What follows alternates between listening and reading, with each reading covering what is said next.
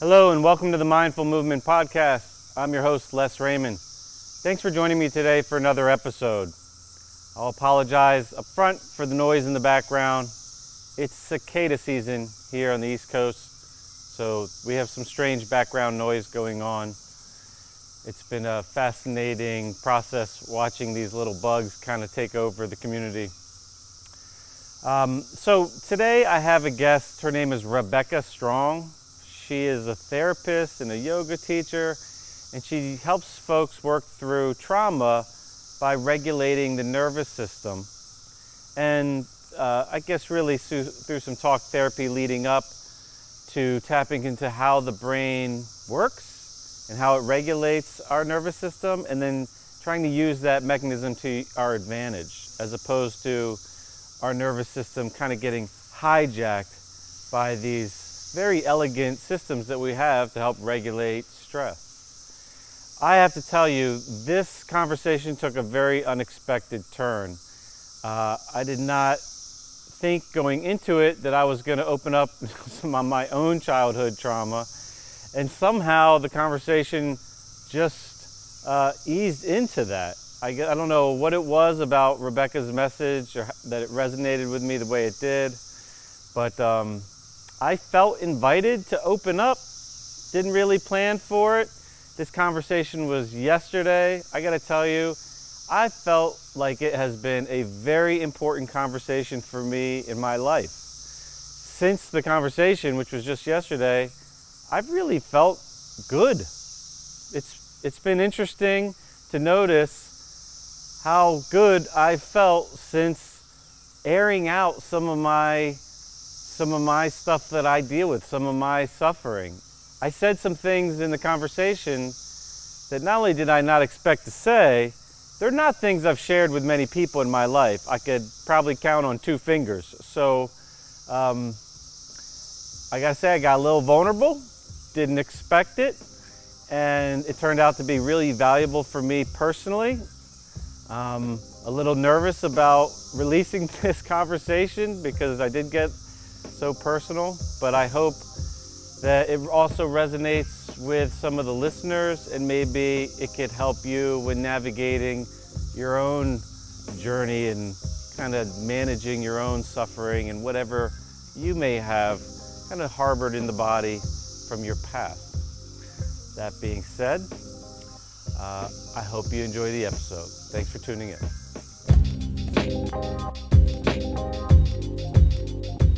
Hello, everyone. I have Rebecca Strong here coming in from Boulder, Colorado. Rebecca, thank you for joining us on the Mindful Movement Podcast. Say hello to the audience. Absolutely. Good morning, everyone. And thank you, Les. It's a pleasure to be here with you. Thank you. So, Rebecca, you're a clinical licensed professional counselor, Yes. registered yoga teacher, and EMDR specialist or therapist. Mm-hmm. And we were put in contact through Laura Brazil, which, if the listeners remember, she was on the podcast several months ago. She's an old colleague of mine that now, I guess, runs an organization that really relies on the activity of walking to help as like almost a meditation practice or healing practice and a movement practice, kind of all lumped up in one. And looking forward to having her back on the podcast one day. But she, I guess, knew you somehow and thought we should get in touch. And I was kind of excited because I've heard about EMDR and I'm very curious. And I've been doing all kinds of weird stuff with my eyes over the last year or so. And I guess I've just dipped my toe into trying to interact with my nervous system through my eyes. So I'm looking to learn more and hoping you could shed some light and give us some context around those ideas. But I guess first, how'd you even get into this? Sure. Well, I think in my early 20s, I traveled overseas. I lived about 4 years overseas, and I got really curious about people and how people from different cultures, how we were the same and how we were different. And so human perception became very interesting to me, and how we perceive circumstances can determine a lot about how we show up or what we do. can kind of influence behavior. So I've always been a curious person about nature and people, and I wanted to understand more about people, about the human brain, about the nervous system. And I also have been studying yoga. I was given my first yoga mat when I was in my early 20s. And that experience of going from sort of an outwardly focused perception to learning to turn my perception toward the inner game and the internal world was such a gateway moment for me of, the first time I did child's pose on my own yoga mat, like, wow, I've got my own little lily pad here in the pond. And I can actually turn the light of my own consciousness inward. And learning to track the breath was such an anchoring and liberating experience. Like, oh, this is a companion. She like immediately, I'm going to refer to the breath as she. I think my yoga teacher sort of turned me on to that, and it just works for me. It's, it's like this companion that allows my own perception, right, to deepen into what's happening on the inside, and that freedom, that became a freedom for me, and like an endless source of delight and curiosity, both during the difficult times and the good times. So I think my training in experience in yoga, later I wanted to apply sort of the science I was learning of the body, both the physical sciences, but also the, anatomy, physiology, but also like, what is this connection between the brain, the body, and the breath? And when I became a clinician, I wanted a more scientific approach to therapy, because I had experienced myself like years of talk therapy that didn't really gain enough traction for the amount of time I put in. It didn't really get me an ROI, the ROI I was looking for. And I thought, there's got to be a path towards mental health. And I actually call it mental fitness, and mental hygiene, that's more science kind of based, and has ways of kind of intending greater results and getting greater results. And when I found EMDR, it kind of bridged the link between the physical arts of dance. I have a background in embodiment and dance, as well as yoga and martial arts. I studied Aikido in Japan. So EMDR has given me that bridge between the body and the mind. Cool. Yeah. So there's a couple of things you said there that resonated with me. You referred to your breath as a companion. Mm-hmm. That's interesting. And I spend a lot of time on the mat myself, try to get on the mat every day. And Beautiful. it's like this moment where you go from, as I've heard it, like kind of working out to working in, this inward thing. And that's interesting. Like there's always this moment where it's like, we're here again. Like, yes. And as if there is a companion that you're with. That's a very, that word really resonates with me with that, because I've never, I guess, tried to really articulate the sensation that arises when I close the door behind me and I stand on the mat. I kind of look it up and down. I get in where I want to position. And then it's like, we're here again. Time to begin. Yes. And it's like you have even you're by yourself, but you're not. You do have a companion. Yeah. Right. And she's always there. It's like a best friend who's always waiting for us to turn and say hi. Yeah. Like she's like, I've been here all morning. You're just showing up. Yeah. It's Right? funny too. It makes me think. I've been sober for, well, no, I wouldn't say sober from drinking for a Yeah. while. And thank Congratulations. you. So when it was like 100 days sober, I made this post on Facebook about, whatever came to my mind that day about it. And um, so you know how Facebook does those like memories. So Oh, just yes. yesterday, I guess yesterday was like 5 years and 100 days. So I had Gosh. uh, this thing come up reminding me of my 100-day post that I did 5 years earlier. And it's interesting because I can relate that too. I remember looking at his alcohol as a companion. It was like, my Oh my friend, gosh. Oh my like, gosh. because Yes. that's the way I would like soothe. Like I Mm. could be coming home from work and like I knew like no matter what kind of day, like I was going to be able to pour a drink and sit with it and have my best friend. Mm-hmm. And like Yeah. now it's like, Yes. oh, my going inward is I'm my own best friend and I have this breath as a companion. Yes. Yes.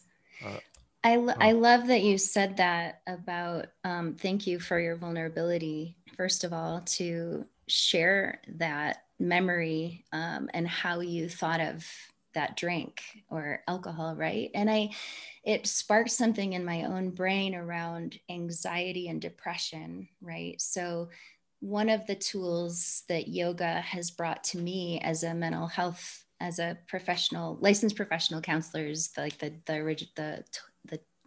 title. But when you look at mental health through the lens of the nervous system, we've got these three layers. I actually have this little chart here that comes from, that originally, sorry, the lighting's a little off, but this comes from St. Michael's in Toronto, but it's the window of tolerance. So Dan Siegel, Pat Ogden originally came up with this chart. I love it because to me, it's like the Earthrise, the first time that the astronauts turned the camera back to the planet and we were able to have a picture of the Earth for the first time. It was that 1967. So it's like we could see ourselves and there was a bigger context.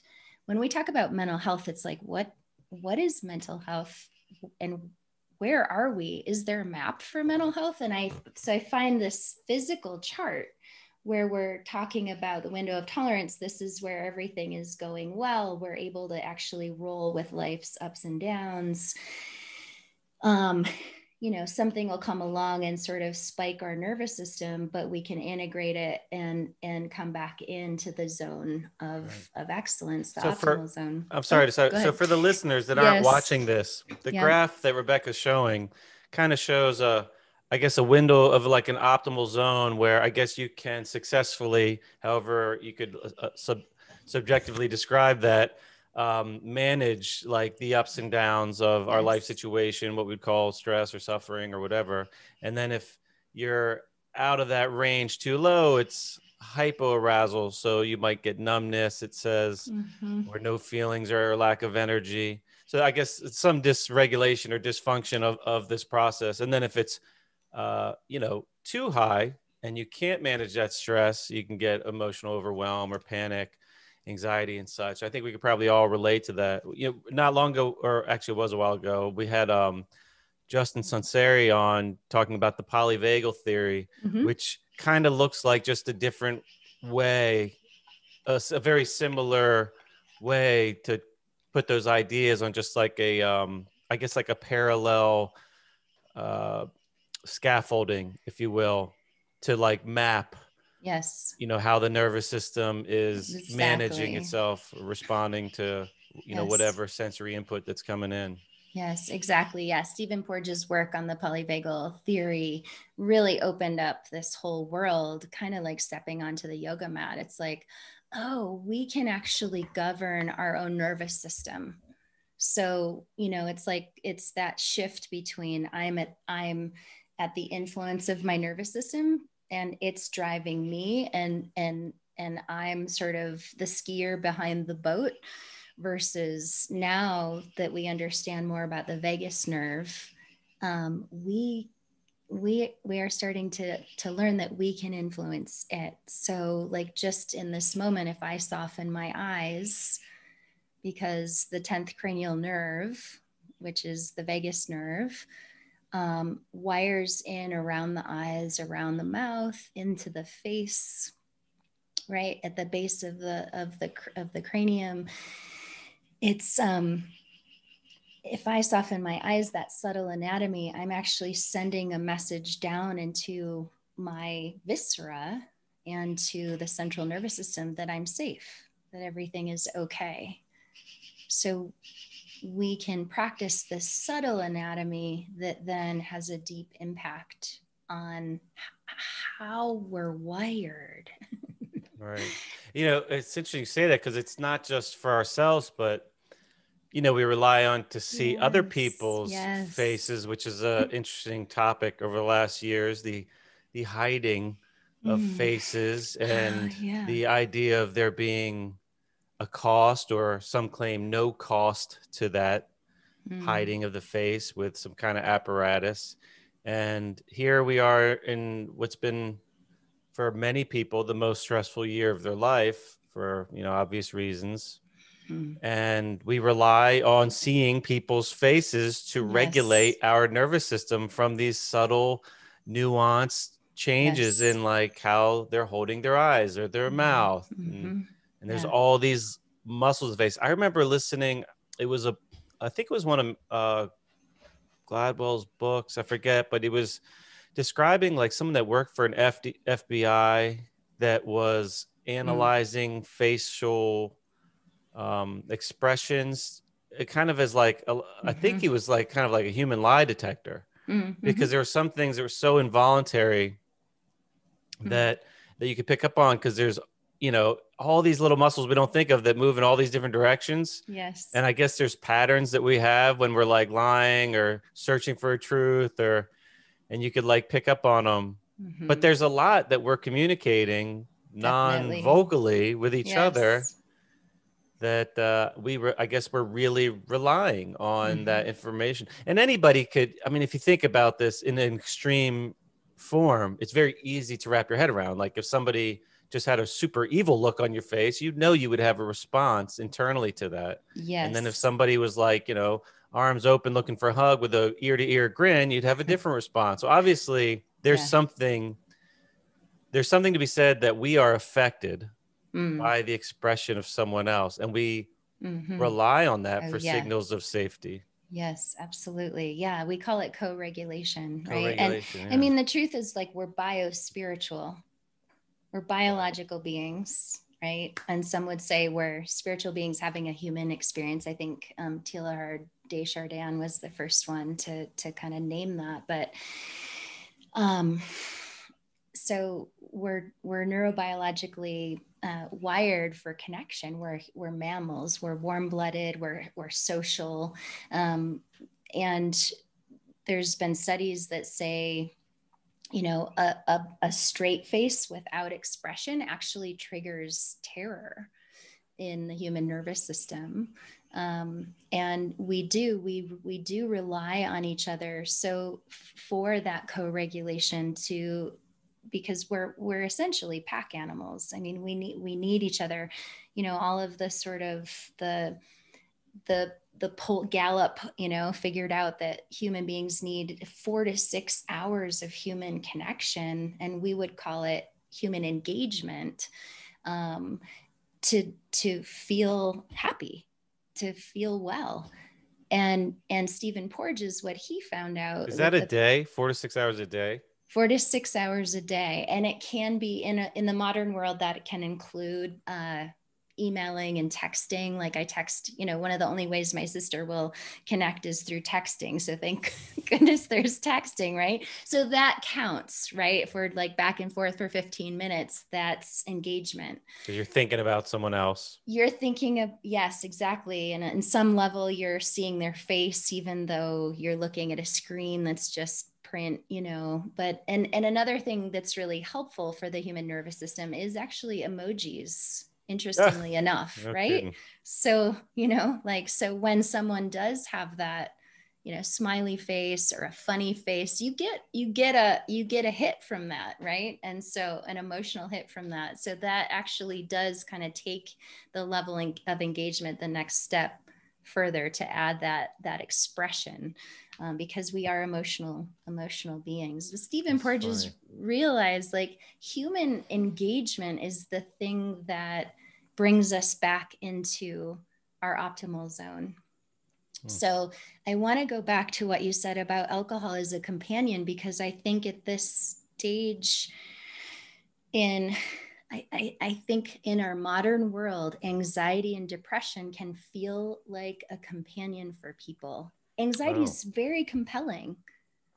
Like the nature of the mind is to disperse, right? So like when we step on that yoga mat, like you were saying, that beautiful image of like shutting the door, looking your mat up and down, stepping. I know that feeling of like looking at my feet and I'm like, everything just sort of comes together. It's almost like you've got a sheet of paper and the filaments, like magnet filaments all over the sheet, and you put a magnet under and they all go, right? It's like body, breath, mind, suddenly all in one place. And that experience of focus and integration and synchronization between the body, the breath, and the mind, I think is one of the most nourishing experiences of being alive. And I asked myself, well, why is that? And I was trained in the Hakomi method of psychotherapy. And one of the things that we were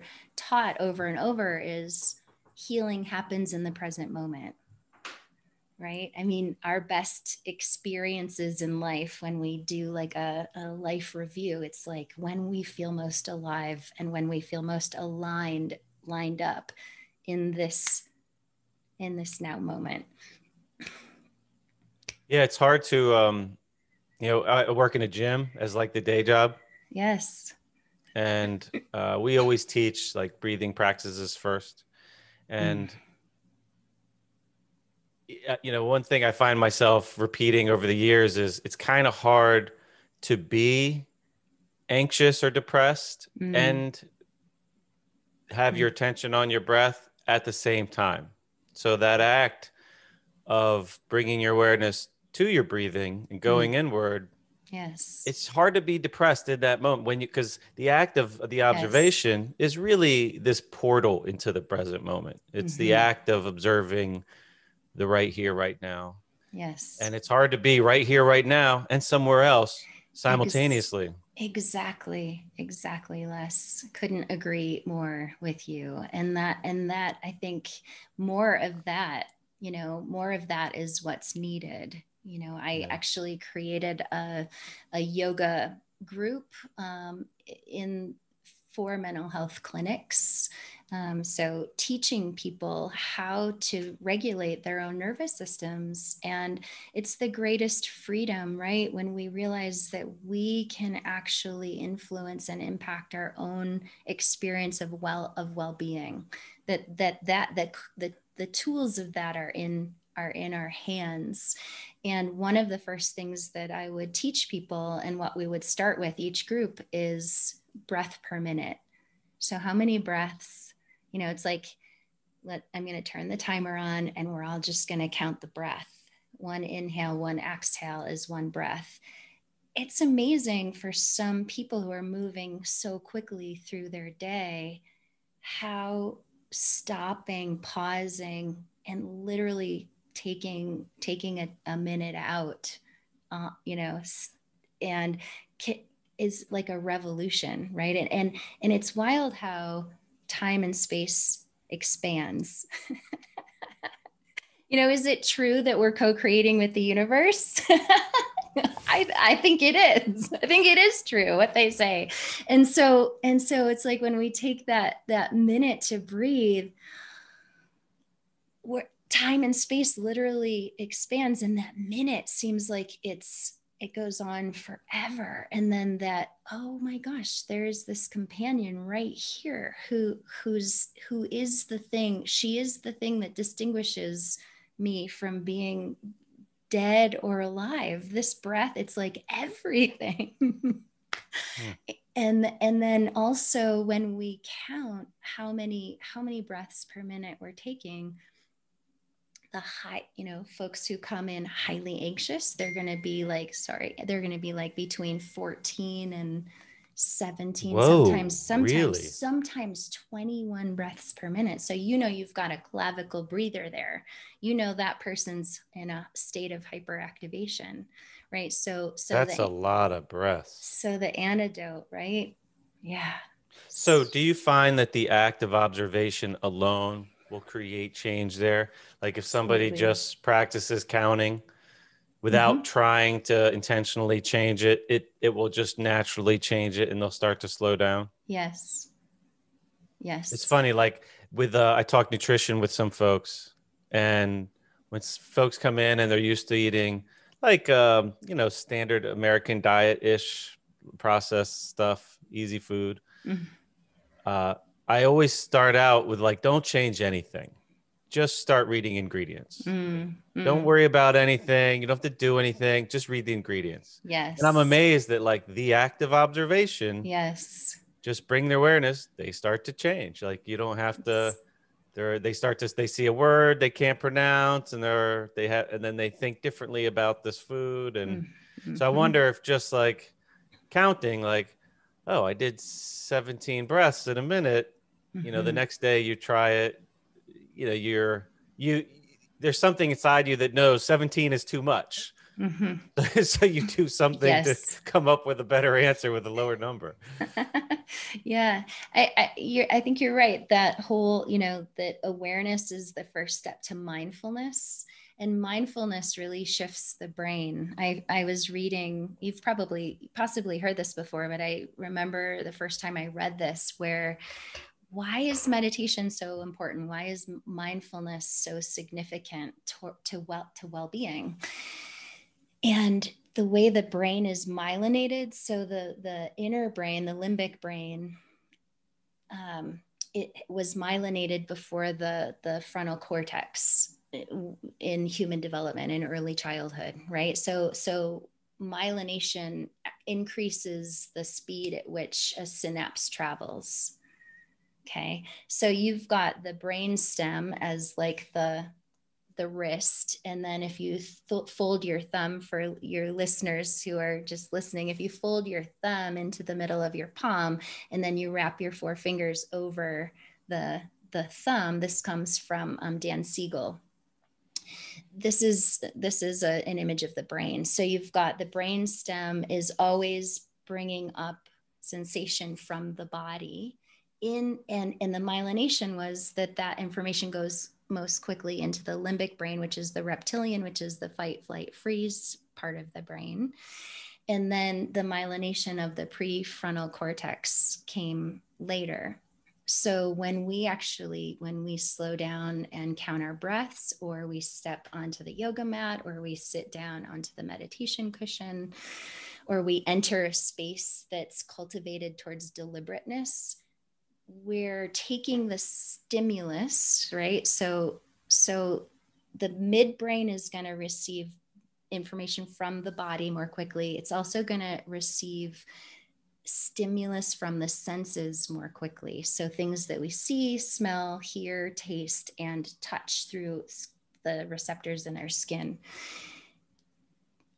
So when we sit down to meditate, we're actually reprogramming those pathways. So we're sitting on a meditation cushion, and somebody in the back of the room, maybe we're in a meditation practice, and someone in the back of the room drops their water bottle, boom, right? So this sound goes off in the room. If if we're in a state of mindfulness, we're taking that sound in and we're observing it. And we're going to allow that to kind of ripple through our awareness, breathing in, breathing out. And we'll pay attention to that. So we take stimulus over time. This is also why practice and repetition is so important, is because we're actually rewiring the pathways in our brain so that stimulus starts to go more readily into the frontal cortex versus more immediately into the midbrain. So then with practice of hearing a sound and kind of integrating that interpretation through different parts of the brain, you're training yourself to not freak out when you hear sounds. You're training yourself to not freak out. So yes. Then like a bigger sound comes, a tree falls in the backyard or whatever, you hear a bang, a firework, a gun, and it's like you're not necessarily tripping the wire because you're practicing integrating the cranial nerve that's bringing sound input into that interpretation center. And into learning.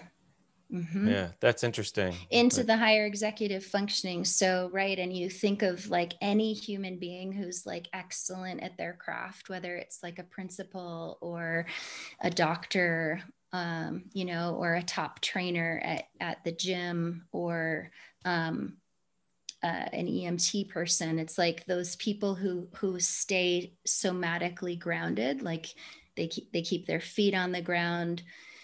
Something intense happens, but they're able to actually use their perception to accurately evaluate what's actually happening in the moment versus the story of what's happening in the moment. Gotcha. Right? So is that what you refer to, Rebecca?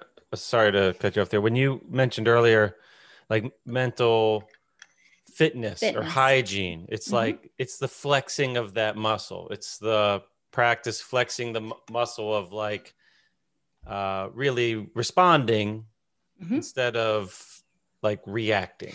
Yes.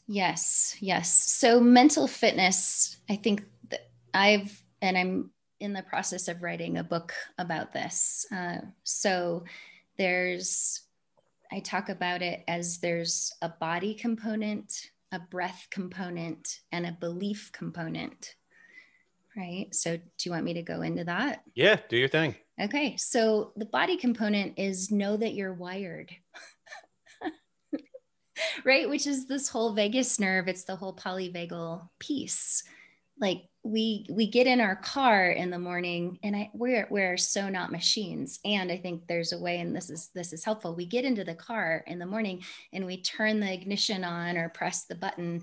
We are relying on the wiring of that car, but did we look under the hood to like check out, like, hey, is everything connected? Is everything firing well? Like we just automatically assume that everything is good unless we get that little light, right? But we rely on it. We don't think about the wiring of the car. We just automatically rely on it. And I think it's similar with our bodies, is that we don't commonly, unless we're mindfulness, tracking that specifically, we don't automatically think about our wiring. There's no check engine light. There's no check engine light, except anxiety. Panic is a check engine light for sure. Depression, right? And so I think that's why tracking the nervous system is so helpful and so critical in mental health and tracking our own mental health. And so, know that we're wired. Know that you're wired is the starting point, where you're like, look at the ingredients of that particular product. It starts with awareness. Awareness is the gateway into mindfulness. And mindfulness is really the thing that is the companion, like the breath, that determines how we do our day. So know that you're wired, and then know how you're wired. So some of us are wired to go into states of hyperactivation more quickly, and some of us are wired to go hypo. And would that be like comparing like fight or freeze? Freeze can happen in hyper or hypo states. Okay. Freeze when there's panic, we can freeze, right? So it's not necessarily It's this. Okay. it's not You can go necessarily fight, flight, freeze in either of those directions. correct. Yep. No, okay. Yep. So the ventral vagal state of the nervous system is when we're in the optimal zone, when we're sailing our little boat in the water and we can go with the waves, the wind, all of that, kind of stay on course no matter what comes our way. Sympathetic is related to the fight flight, so it's more related to the limbic brain, right? If and it's really, my understanding is when we have enough human engagement and it's healthy human engagement, we're going to stay in our optimal zone in a way better way. When we are not getting our social engagement needs met, then we'll start to most commonly go into a state of hyperactivation. And I actually think of things as like gossiping even is a sign, is a mild sign that we're feeling disconnected. And so it's almost like gossip is an unhealthy way to try and reconnect. Interesting. It's kind of unconscious, right? But it's the beginning of a fight, gossip, right? Wow. So it's interesting how subtle these things can get, and really when someone is fighting or all the way up into a rage, you got to know that if you look into that person's nervous system, they're really longing for connection and soothing. But it's an unhealthy strategy to get an engagement need met, a social engagement need met. That makes sense. That's cool. And then if that doesn't work, what we'll do is we'll kind of evolutionarily slide back towards a more primitive form of engagement, which we call the dorsal ventral, which is the fold, freeze, feign death, which we associate with depression. If you think about it from a social engagement perspective, it's like I tried all these things to connect or to relate or to feel included, and they didn't work. And so I'm going to collapse in on myself. And in each of these these three kind of categories of the optimal zone, hyperactivated or hypoactivated, it's obviously more complex than that, but that sliding down to dorsal, it's the most primitive response in the nervous system is to feign death. And the belief there is I don't exist and the world doesn't exist. And we see this a lot in teenagers, right? Young people, and not just young people, but we're seeing, I think we're in the middle of the biggest mental health crisis in human history. And, I think we see a lot of young people in these states of collapse. And if we look through the lens of the nervous system at what is that human being needing, well, they're needing connection. Usually they're needing movement, so stimulus into the nervous system. They're needing their cup to be filled. Right. Do you think social media plays a big role in that more and more people will go inward and feel maybe unseen or unconnected, even though it's a version of connection? It's Facebook will never replace face-to-face time, right? Because they're growing up with this, right? This type of like sensory input in high doses, day in and day out, which could make you feel like you're just one in, there's a bajillion people out there and because you see how many is out there, as opposed to like when we grew up, you saw the 20 kids in your class and you knew your grade had another 100 kids maybe. And it was like, you didn't see a whole lot more, but now there's like, a sea of people, and it's like, how could I be seen? How Mm. it can make you feel small relatively. Mm-hmm. Well, Maybe just thinking yeah, out loud. absolutely. Well, I think in a functional cosmology, we have a functional human culture.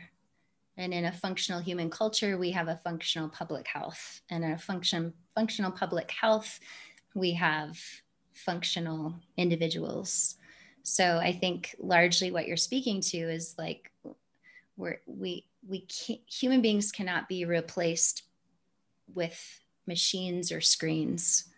And when human beings relate more to a screen or a machine than other human beings, we're not getting that deep, we're not co-regulating, so people need people.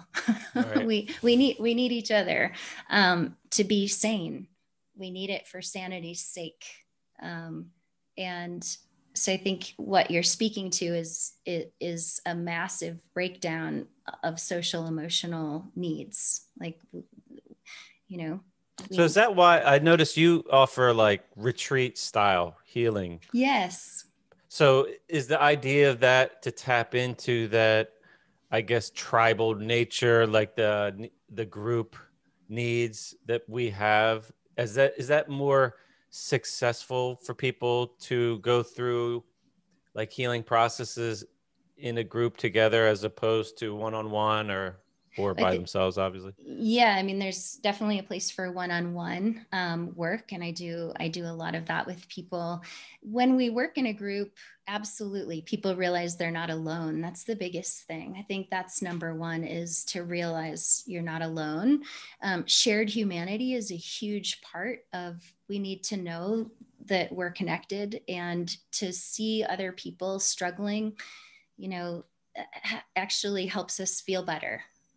To realize that we're not alone, we're not experiencing something that someone in the past hasn't experienced. That kind of understanding that this is actually normal in the human condition, and normal in the face of abnormal situations. Right? This is a normal response to an unprecedented kind of experience. So people need that comfort. It takes the stress level down so that then you can just be with your experience. And in groups, there is a collective learning. That's why we learn in groups. The human brain is, again, wired towards engagement. We're neurobiologically wired to connect. So it actually is a function of learning as well. And so, yeah, when people feel less alone, then the stress level goes down enough to be able to tolerate what they're going through more easily. Gotcha. I have some questions. So I want to get like the 101 lesson of EMDR, Sure, but sure. I want to ask one other thing first. You alluded to a word earlier, and I've heard this word thrown around over the years, but I don't know if I've really got clarity of what it means. But the word somatic, what is that? How would you describe what that is referring to? Sure. Well, so it comes from the word soma, which means body. And the biologists tell us that, cellular biologists tell us that our cells are either turned on or they're turned off.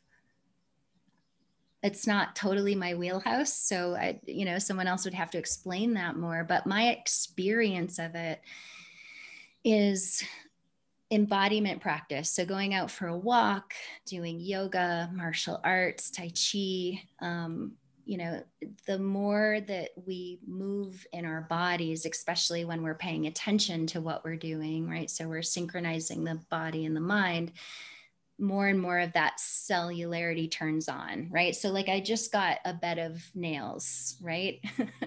I was listening to Tim Ferriss. He was talking about the bed of nails. It's this acupuncture mat, right? Do you know it? Oh, okay. I have a similar one. Yeah. Right? The acupuncture mat. So you stand on that thing and it's like, ooh, right? Your whole everything, your whole physiology just lights up, but also your brain lights up. Oh, so you stand on it. I have one that you lay down on your back with it. Yeah, you can do that, but you can also just stand. I've never considered standing on it. Consider it. Well, I know what I'm doing after this interview. Right? Exactly. And then pay attention. I mean, that's the best thing about having awareness, is that we get to, it's like a lighthouse where we're putting that light, determines what we see. So we get to turn that and then pay attention to how that impacts you. So there's, in my experience, the more embodied I am, the more awake I feel, the more alert, right? So somatic is turning those cells on, having practices that turn your cells on and then turn your brain on. So in EMDR, we do bilateral stimulation. We actually stimulate the right and left hemisphere of the brain, and we get them to have a conversation, so that back and forth is happening. And then we're starting to play with a full deck.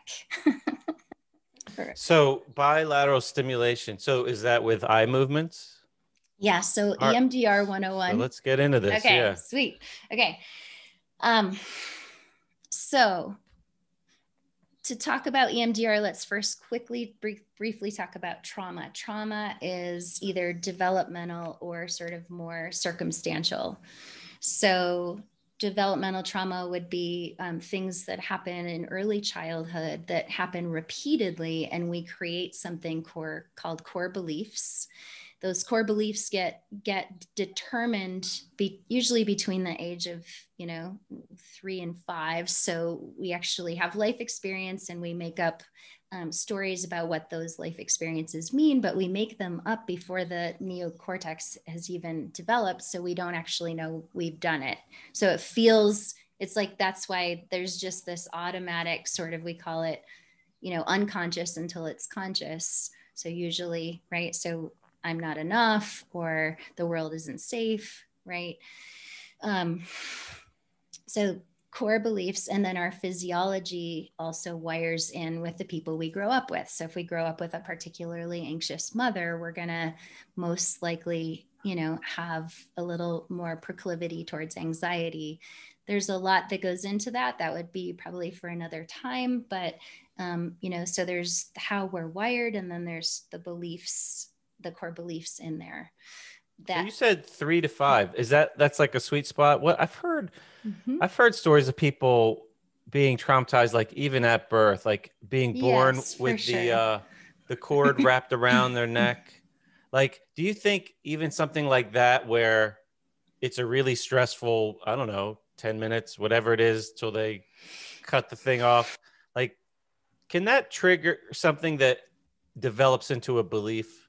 Oh my gosh. Age? Yes. It's actually, yeah, from being in the uterus to, to about five up to 7. So yeah, from some people even say from conception, right? So, but things that are happening while you're growing in your mama's belly, absolutely, those things are imprinting into your nervous system. Yeah. Yeah. My mother said that when she was pregnant, she would, eat ice cream to calm the baby down, the cold bowl sitting on her belly. I wonder what a fetus thinks about that, how that affects, like, why is this lady freezing me out? Interesting. And what went through my mind was the sugar, right? So obviously, yeah. Right? Well, I don't. Back then, that generation, they didn't know much about nutrition and its relationship to physiology. Yes, exactly. But so 3 to 5, that really resonates with me, because that's the age I was when I remember seeing my dad with a suitcase walking out of the house and not understanding what's going on. Yeah. And I remember, and it really wasn't until I quit drinking, until memories started coming up of like witnessing that and being able to see myself there, like as an adult, kind of watching, look at that little 4-year-old boy on the doorstep, not understanding why his father's leaving with a suitcase. And then like now I know, because I've done a lot of work, and I think I still have a good amount of work to do, and it really manifests in my relationship with him. Like I can have an argument with my mother, and like the second the phone call ends, there's like nothing lingering. Like there's no doubt in my mind she loves me unconditionally. I love her. Like we disagree all the time, and it doesn't really matter. The relationship seems to be unpenetrable in some way. And then like if I have a fight with my father, it's like it's a crazy type of stress that goes on for a long time and takes a lot of work to address.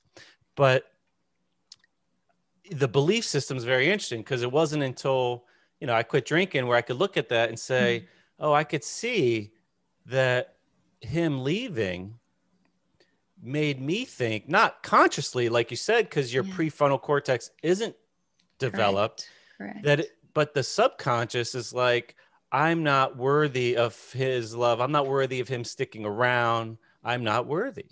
And then like that belief gets built in, and then it could show up and be manifested in all other aspects of your life. And then in your behaviors, like if you don't think you're good enough for whatever, good health, whatever, like you'll find reasons to, you know, make your life worse so that you kind of get what you are worthy of. Yeah. Or what your subconscious thinks you're worthy of, which is not enough. Yes, we're wired to win. We're wired to win. So if we're letting our core belief drive the bus, then that's what's going to win. What the belief that's driving the bus is going to win the day. Right? We're wired to win. So that's interesting. Right? So find a way to win, even though you're it's gonna dysfunctional exactly for your progress or growth or health. Yep. Wow. So so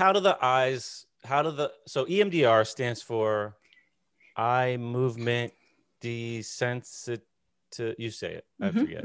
Yep. Eye movement desensitization and reprocessing. Yep. So and this is because the eyes somehow have like just a direct line into this part of the brain. Yes. So fascinatingly, right? So the ocular nerves wire into the hemispheres of the brain. So the right eye, they crisscross, which is part of the reason the eye movement is so essential, because we actually want to get, so the part of the brain that links the right and left hemispheres called the corpus callosum. And we actually want to get a lot of activity. We want to really massage that part of the brain and get it lit up and get those pathways open and running. So, because we want the conversation to happen and be equally distributed between the two hemispheres. So EMDR 101 is like, okay, we want the two hemispheres of the brain to play tennis. When we have had a traumatic experience, the right hemisphere tends to get overly engaged. The right hemisphere is connected more with emotions. It's also connected more with negative thoughts. And it's kind of more of the artist brain. Sorry to link negative thoughts and artist brain. Those aren't necessarily connected, but it's kind of the storyteller, right? In that sense. The left brain is the quote unquote rational brain. It's more of the scientist. It's the more of the one that makes sense of things and puts the pieces together. The right hemisphere could take a little snippet of experience and make this huge story about it. So we actually want to link that capacity with what actually happened, with the more kind of regulated, measured understanding. The left hemisphere, which the left hemisphere brings. The left hemisphere is also more connected to positive mental states. So what we're doing with EMDR and the eye movement, or rather the bilateral movement, talk about that in a sec, is to actually get the two hemispheres of the brain to play tennis. When we're in trauma, it's like the right hemisphere's up against a wall going bloop, bloop, bloop. And that ball is like, it's just a loop. It creates like a cognitive loop. We have common thoughts that just sort of keep looping, or sensations, experiences, or triggers, right? We go instantly into a shutdown or a fight trigger response. What with EMDR is we slow things down, and we actually go right once I get, like, there's 5 to 7 pieces of information I need to know about your history. And then in order to process a memory, so we do, what did you make that mean? The dad left the suitcase. What did you make it mean about you? It's probably, what would you say?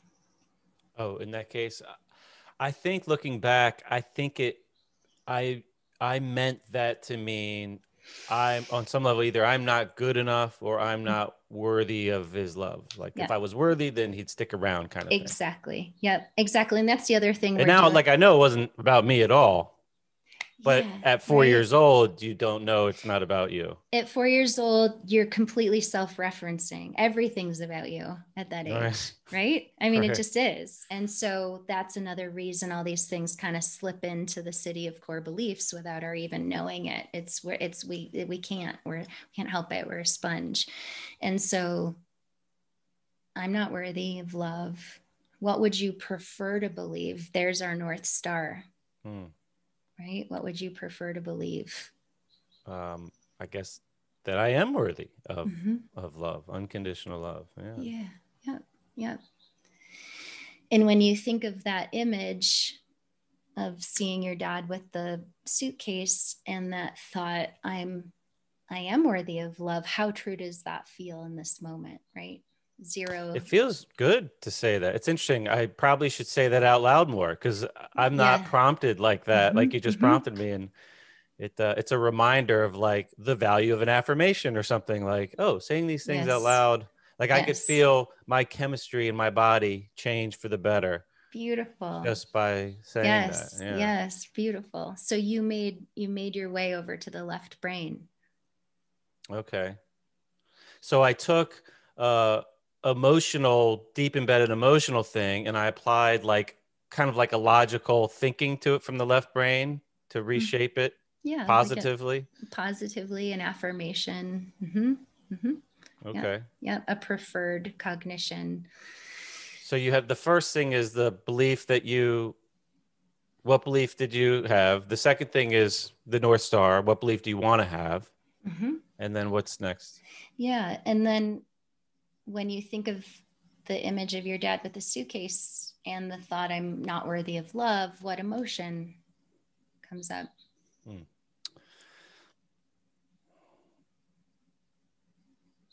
That's a tough one. What emotion?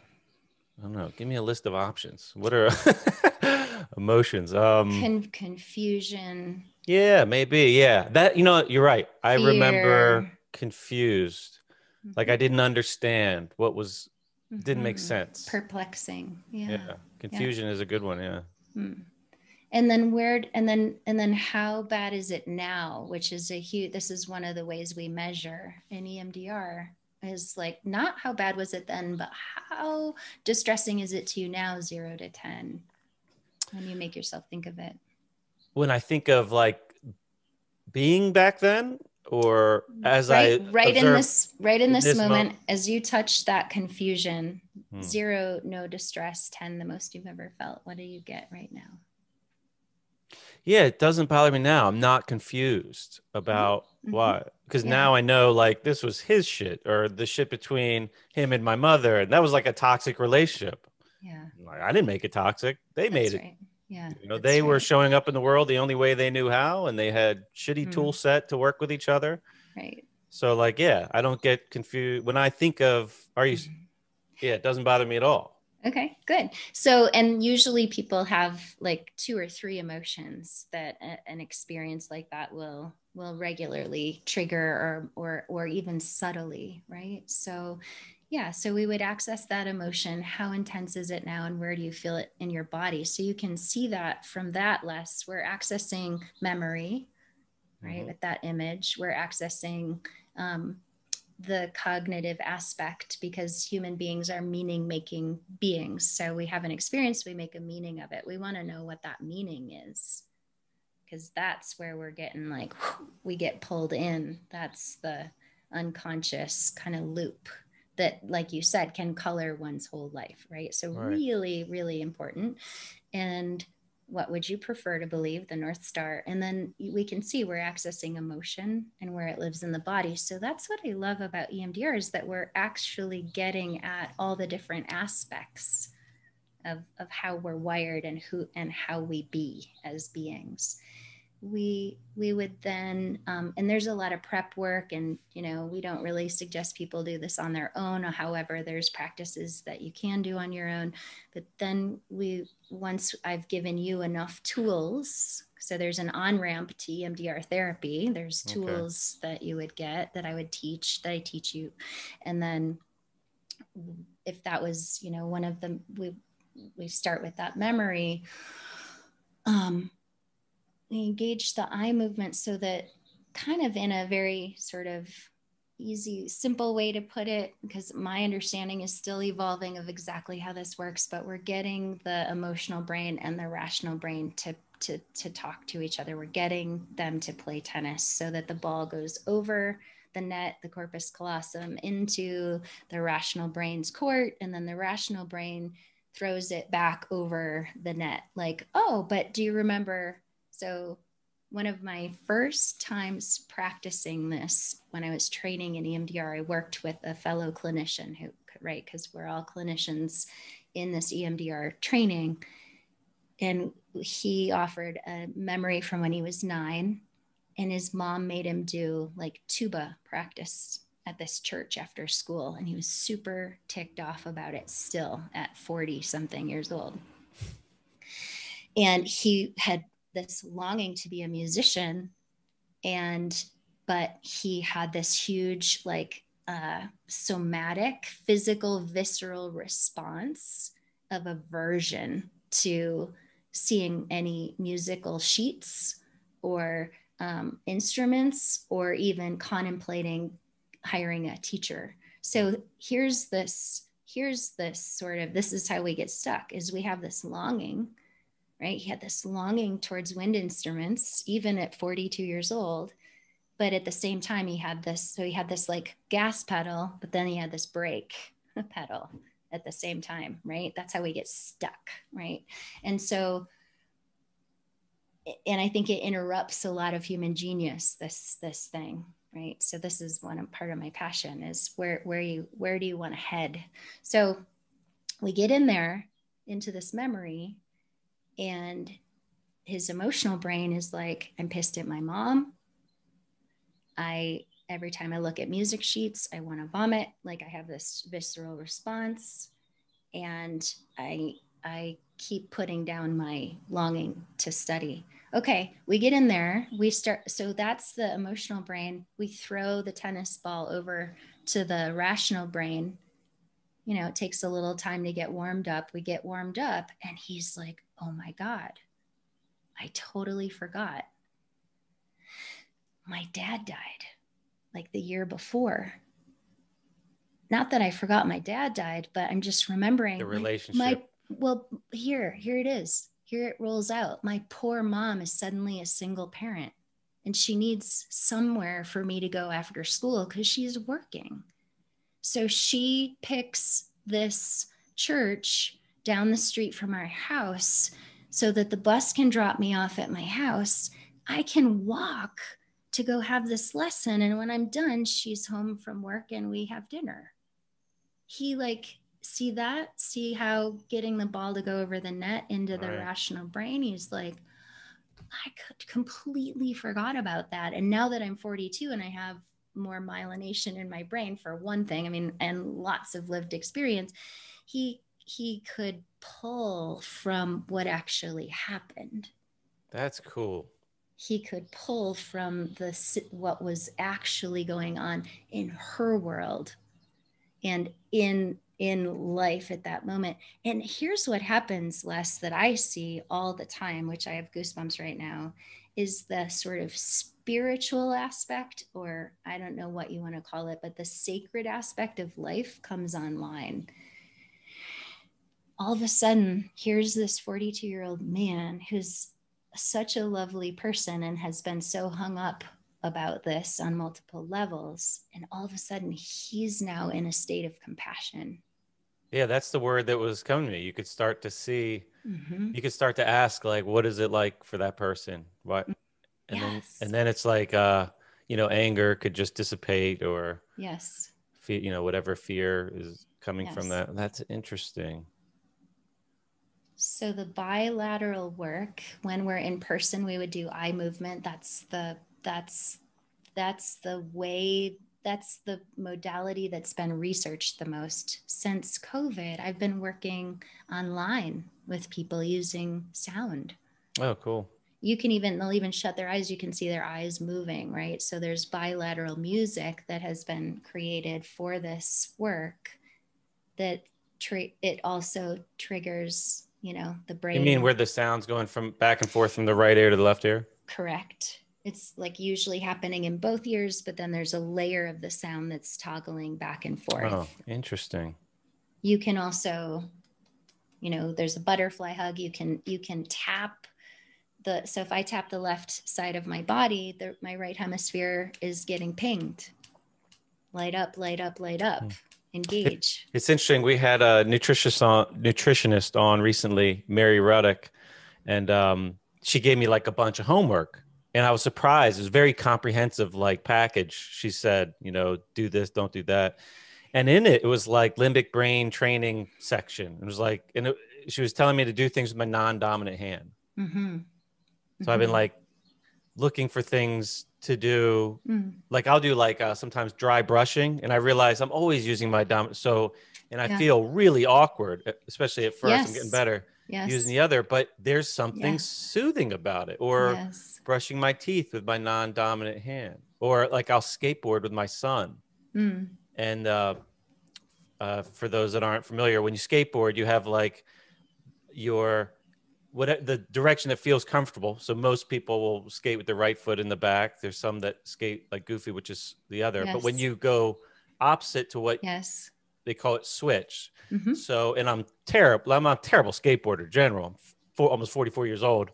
But when I skate switch, it's very hard for me to just even stay on the board. It takes like every bit of concentration, but there's something about it that's like calming when I'm done. I'm not calm when I'm on the board, but I think it's related to this, like switching to different sides of the brain.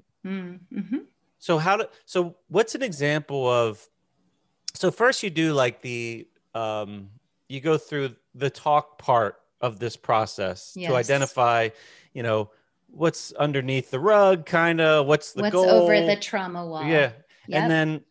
And then you move into like application of using your senses to help facilitate this, like with, whether it's the tapping, the ear, the sounds you're talking about, or the eye movements. Like what's an example of the eye movements that you use to help facilitate the healing or the process? What's an example of the eye movement? Like,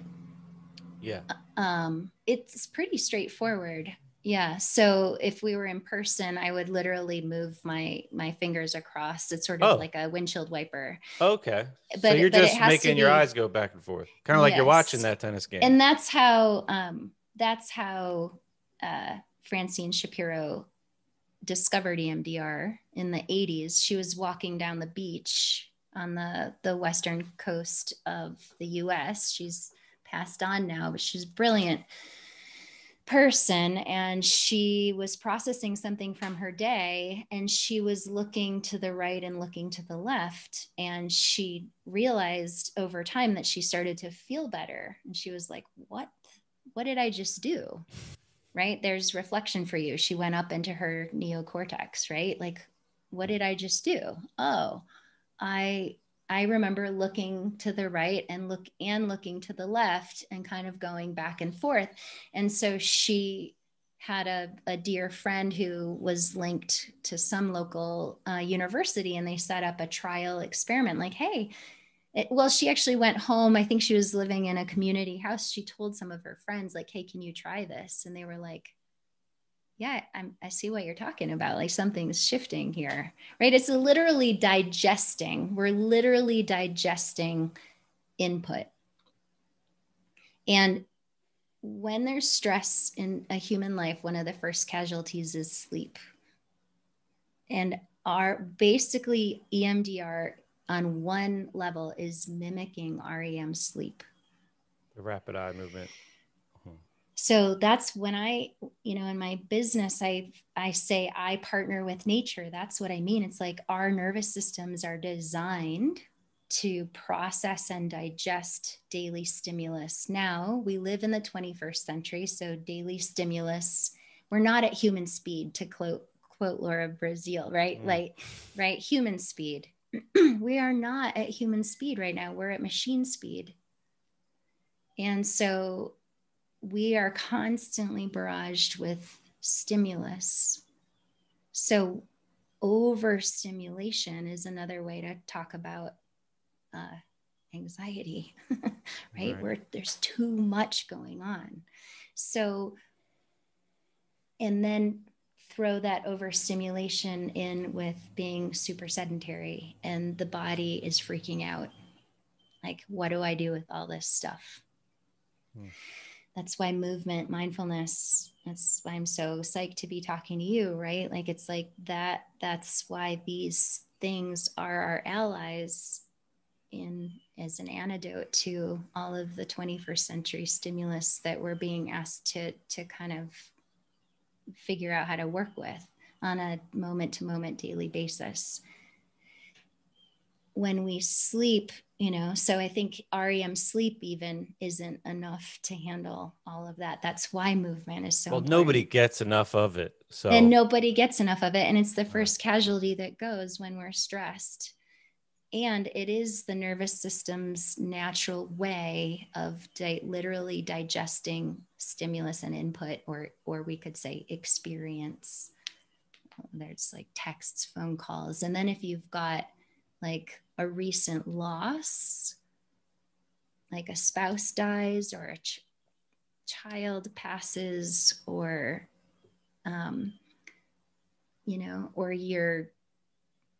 or you're in a job that every Monday morning you don't like your work culture. And then all of a sudden you go from your life to a context where there's a stress that, just really turns you off or jacks you up. Right. So then you add those layers and then it's really hard to digest. Right. So EMDR, I see it as a way of hitting the reset button on the nervous system so that individual can start reprocessing. So we desensitize the stress around a particular experience. So then we reprocess it. We go back in there. We, like with the example of the colleague I was working with, in the music lessons, like he went back in there and he was like, oh, he suddenly had compassion for the music teacher. Like, oh, he was doing the best he could. I was a 9-year-old kid who didn't really want to play the tuba. And he had, he stood reprocessing to me is like you stand in a different relationship to that memory now. It's not like it gets erased. That memory is still there, but it's not triggering the hypo anxiety pattern. So really, you're altering your relationship with yourself.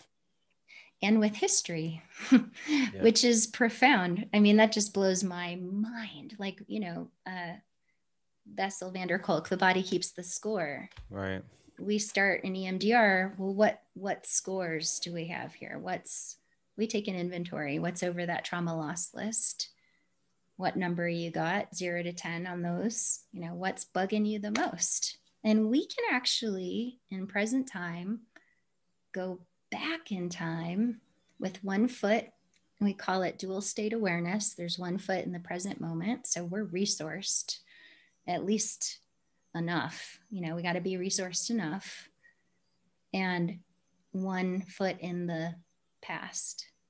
And it's like, again, we're toggling. I always talk about it as like, okay, your current self, now you're a dad, I think, right? You mentioned your son.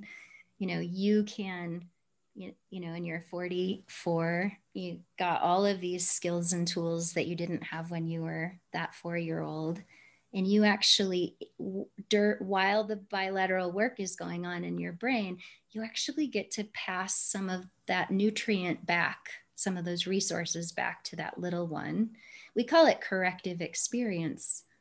And I think this is a fascinating thing, in the human brain and nervous system, is like we can, and our beings, we can actually go back and make up some of that difference. And do you mean like, see, like in my case, like visualizing my 4-year-old self, the inner child, whatever, and like communicating, like this is like, this isn't about you. Like I have 1 foot here with today's resources, like today's ability to interpret what actually happened, and try to convey that to that inner child in a way. The one thing I want to say about this, Les, is that we can't think our way to health, right? So yes, like affirmations and visualizations help. And when we engage at the level of the nervous system, so in addition to the bilateral work, and after 20 minutes of working, the brain becomes even more receptive. You start to, time and space starts to shift when you're inside of an EMDR session. So it's kind of like you enter a slightly altered state. It's from within that state you're able to then give something to that one who wasn't given what they were needed at the time. Gotcha. So it sounds like like kind of like hypnosis. You're going to a I don't altered know. state, or yeah, no? I mean, it's different.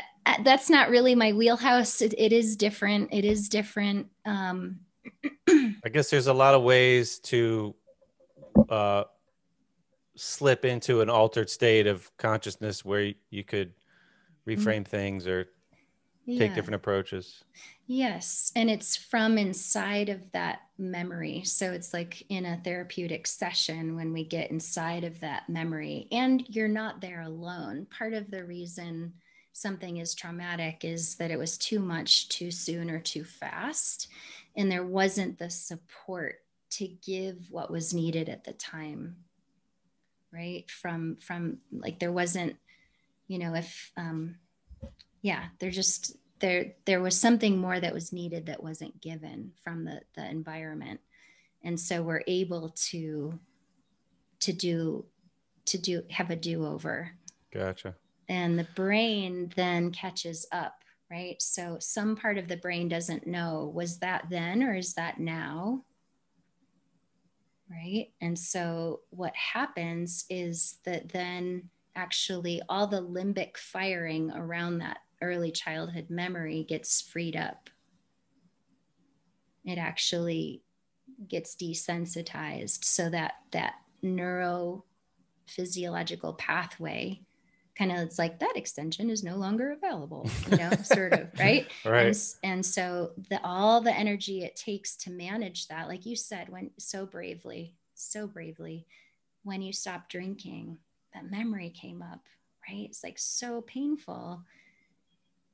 That there's a healthy impulse in wanting to numb. All right. Right. And so it wasn't painful. It was more like, oh, look what I was soothing. I didn't even realize I knew I was soothing that. Exactly. And so it takes that, can take that sobriety to allow that to come up. And then it's in your conscious awareness. Then you actually can work with it directly, right? You can actually turn and face that and integrate it. Something about how it happened or the way it happened was too much to integrate in the moment. The things we integrate in the moment, we don't even remember, or we remember with a neutrality, or we remember with a positivity, right? But if there's something still hanging on, it's just not yet integrated. But that's the most amazing thing about this practice, is that we can actually do that now. That's awesome. And then like next time your dad calls, you'll be like, whoa, hey, oh my gosh. I mean, it's wild. Like the way something can go from like hot and fiery to like, that just really doesn't hook me anymore. and it's somatic. It happens on the level of the body. Like all the cells are listening to all this. If we're lucky, yeah. If if we have a good therapeutic relationship, that's a huge part of it. There's enough safety in a person's life in the moment, and that there's we AIP, we tap into the healthy neural network that's already there. We tap into the health that's already there. And then we bring that thing that was sort of an estranged memory or an unintegrated experience, and we get to bring that into that healthy network. It's now integrated into the healthy network of our neurology. And so it just doesn't play out anymore. That is exciting, I think, as someone that tries to, I guess, inspire people. I mean, we say this a lot on this channel, but try to empower people to play a bigger role in their well-being. Like, we have all these tools to choose from, and maybe there's more than one tool you could use for a given thing. But it's nice to have tools, and then as you practice, you sharpen those tools. And this sounds like a really cool, useful tool that we could tap into. And I think everybody has some shit from their past to deal with. Like, we all have our own type of suffering, trauma, and it's all real. And, some people, I guess, will talk about how one sounds subjectively worse than another. But really, everybody's biggest trauma is their biggest trauma, even if it might sound really kind of like a first world problem to some people. Like, to that person, that's their biggest trauma. So your biggest trauma is the 100% level for you. And it could be, a wide range of things. It could just, having this real low level of stress that happened over time, or it could be, something very acute that happened. Absolutely. That's great. I want to thank you so much. I did not expect to talk about some of my own stuff on this, but I'm glad it did. It felt good. And I appreciate you, Rebecca, for walking me through that. That was unexpected. And these are things that I have talked about with Sara before, and a therapist to some degree, and really myself a lot, through meditation and breath work, and sometimes even with some added helpers in as far as compounds that kind of help me along with that. Sure. And it's a little terrifying to say this when I know listeners are going to hear, but it feels good. So I thank you for that. I think that practice of vulnerability is very healthy, and we need more of it in the world. So I'm glad to play my role in that. And I'm grateful that you kind of in a very peaceful way dragged that out of me. That was painless. If people want to learn more about working with you one-on-one, or your retreats, or what you have to offer, what's the best way for them to get in touch? Sure. Thanks for asking, Les. StrongSolutionsBoulder.com. StrongSolutionsBoulder.com. And we will link to that in the show notes. Great. I appreciate that. And thank you so much for your courage. I think that's the biggest thing, like, for any of your listeners who are listening to this, like, there is effective, efficient support. We really do get to kind of put down those things that and you're right, everyone has them. And there's an individual component and there's a collective component, right? So, we don't have to suffer right? We don't have to keep suffering. But it does take being vulnerable and saying, hey, this is going on. There's a quote that I love that's anonymous. We cannot be human alone. Right. So it's like when we reach out and say, hey, I'm struggling with this. Can you help? And to persevere until you find love, right? You find a context where there's love, because when there's love, we can learn because we feel safe, and that safety lets our guard down enough to go in there and really look at what's going on, and to be honest with ourselves, like, this thing is hanging me up, and okay, and I'm ready. I'm safe enough. I'm ready. Let's work this through. And I can actually get beyond it. We can actually stand on the ground of health again, because we're designed for that, individually and collectively. So, yeah. Great. I welcome people to Boulder to come do an intensive with me. And I would like to do that one time. It's one place that I haven't been that I just know I would love from what I hear. It just sounds beautiful. And it sounds like it goes a little bit more at human speed. Yes. There than where I live. So my daughter's going off to college in a couple months, and I think we're going to look for opportunities to see a little bit more of the country, and that's definitely a spot that we would like to check out. So if we do, we will definitely stop by. That's say great, hello. Les. I'd love it. Yeah. Well, Rebecca, thank you again, and for the listeners out there, always grateful for your listening. I hope you got some value out of this episode, and just stay tuned for the next one. Have a great day, everyone. Thank you. Well, folks, thanks again for tuning in and listening to that conversation. I hope you got something out of that conversation. I know that I did. Rebecca was a delight to talk to. When I was talking to her, I felt like really that there was no one else going to listen, and it was just me and her in a room. And I guess that's what we look for when we're in relationship with somebody and talking face to face, even if it is through Zoom. I gotta tell you, just a reminder, saying the things I did today has been really good for me. So I would encourage the listeners maybe to look at your own life a little bit, maybe with some curiosity of what might be available for you if you are willing to not just look inward, but bring what's held inward more to the surface and put it out there so you could work through it and build a healthier relationship with yourself. And then let those benefits disperse and translate in other areas of your life. Thanks again for tuning in. And if you don't mind sharing the episode, if you think you know someone in your life that would also find value in it. And if you're looking for ways to support the mindful movement, then check out our membership program. It's getting some upgrades right around the corner, so we're excited about that. And you could join us. I think actually, if this is aired when I think it is, then the day after you're hearing this, maybe we will have one of our live membership events. So if you sign up today or in time, you could join this month's live event. They're a lot of fun. We get together essentially through Zoom with other mindful movement members around the world, and we hang out together and do the practice. You know, we do some intention setting. Sara usually does a reading. We'll do some light movement. We'll do some light breath work, and then we finish with a guided meditation by Sara.